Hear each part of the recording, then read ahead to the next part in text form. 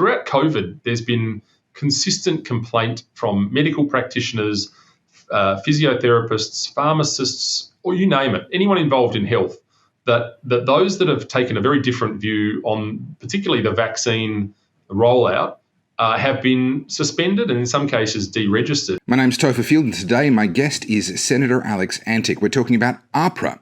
We're talking about Senate estimates. We're talking about bureaucrats being put under pressure and asked the tough questions and the tactics they use to try and avoid answering them.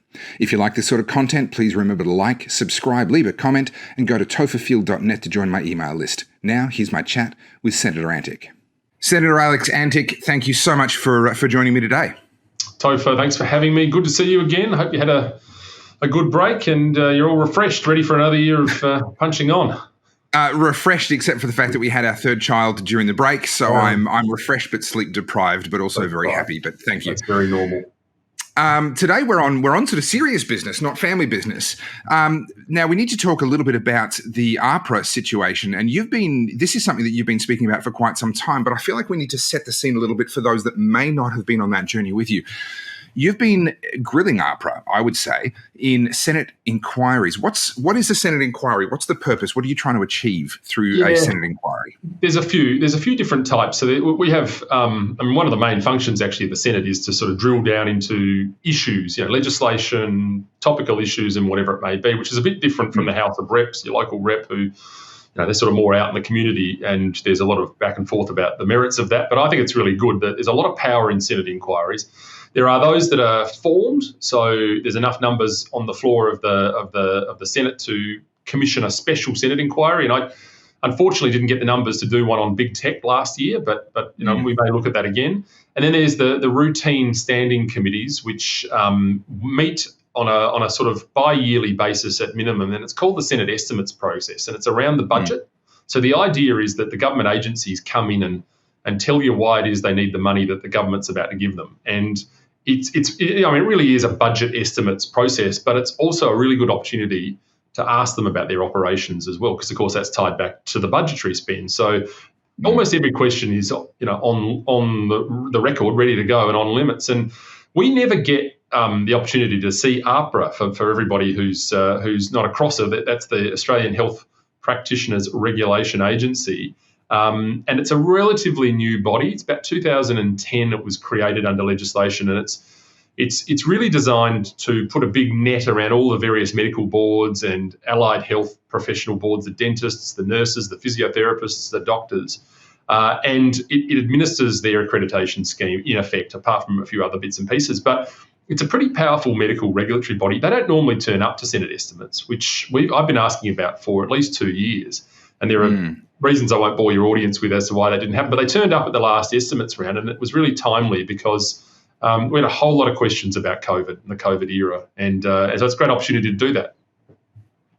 So in a nutshell, these Senate estimates hearings are basically senators asking questions of public servants and bureaucrats. Basically, that's right. Yeah, that's right. And so in our estimates process, each committee can be attended by anyone who's an elected senator. So you can come and go, the idea being that it's transparent so that people can just pop into the economics one and then over to the legislative and constitutional one. And, you've got the real chance to talk to the bureaucracy and find out what's going on. So you said just a moment ago that you had a lot of questions for AHPRA. Why is that? You've obviously been hearing a lot from your constituents and from the community that has given you a lot of questions from AHPRA. What are some of the things you've been hearing?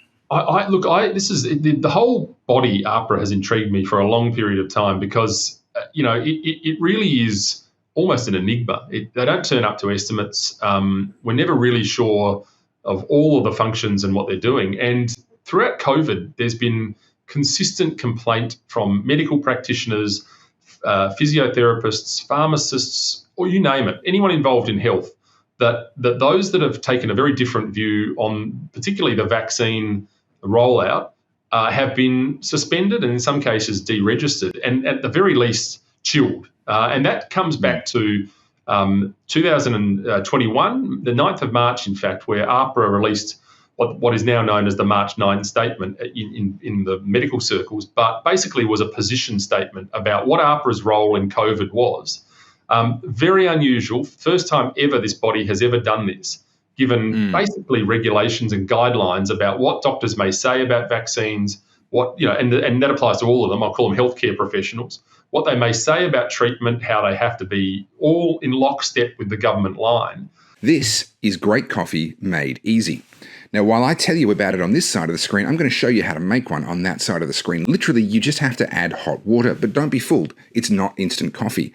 This is organic, specialty-grade coffee that's been roasted and ground and packaged in nitrogen right here in Australia. It is some of the best coffee you'll ever have. Now, this is a filter-style coffee, which is great because it means it doesn't need any milk. You can add milk if you want, but it doesn't need milk. So those of you that can't drink milk or don't like to drink as much milk, this is great for your gut, great for your health, great if you're on a keto diet as well.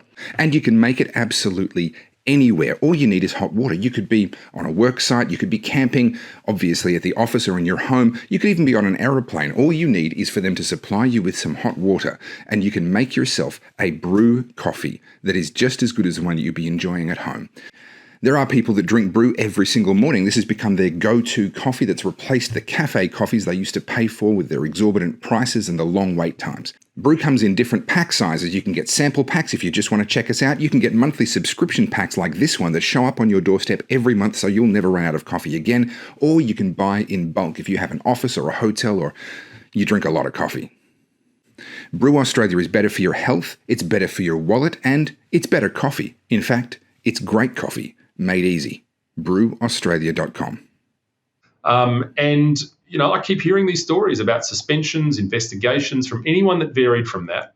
And of course, quite rightly, there have been a lot of complaints that this is interfering with the process, it's interfering with the doctor-patient relationship, and the confidence in the medical profession has dropped as a result of this work. So I'd had a heap of questions and a limited amount of time, but we asked a few, and I'm still waiting for a lot of the answers, I've got to tell you. Well, I've read some of the transcript from that particular Senate estimates hearing. I believe we're talking about the one from November 2022. They were not giving, I mean, this is me talking, not you. Please correct me if you see it differently, but they were not giving answers to your questions. I would argue that their language was actually, it appeared to me, to be intentionally misleading. They wanted you to believe that they were answering your questions without actually doing so. It just seemed like they were not forthcoming. Yeah, look, I didn't get a lot of the answers that I was looking for. It's not unexpected. That's pretty normal for the estimates process. It's a very short process. It's sort of like a court process, but on a time frame. So, there are mechanisms to keep them there until they answer, but they're hard to get. You have to have the numbers. It's a political process as well. So, look, there weren't a lot of satisfactory answers. I have to say, a lot of questions about, why they did this on this occasion and not on other occasions. This position statement. What about these complaints about doctors being disciplined when they just want to do what's best for their patients? So there was a whole lot of stuff about that, and no, we didn't get any answers. And as a result of that, I should say we did get some answers, but a lot of it danced around the guts of it, which were things like, why did you do it? What damage has this done? What do you say about people being silenced, doctors being silenced? So I would put those all in writing at the end of it because there's never enough time. And we got a response a week or so ago, which was basically, well, we've answered all your questions during the hearing, move on. And, I said the other day to someone that asked me how we went with the questions, I said, it's a bit like asking someone what the weather's like and them telling you and then writing to them and then asking them about their day in general, what the weather was like, and them saying, we've already answered all of those questions. Well, you haven't. I've got 10 questions, you've answered one. So you don't get to ignore the other 9. So we've written back to the committee and we're saying we want answers, and they're very reasonable questions in my view. All the things we've talked about. Why is AHPRA doing this? Well, look, anyone that wants to dive deeper into this needs to follow you on your social media, Facebook, etc. You're doing some excellent work on this. I do want to draw out one particular thing that caught my eyes. I read the transcript from the Senate estimates hearing, and that is you were asking questions about whether AHPRA had in fact cancelled the registrations of a number of medical practitioners, and they were swearing black and blue that they have not cancelled any. Now, I've heard anecdotes and I've spoken to healthcare that would view that differently. However, what then became apparent, as I think it was Senator Gerard Rennick asked some follow-up questions, that they were playing games with words because they had been suspending rather than cancelling.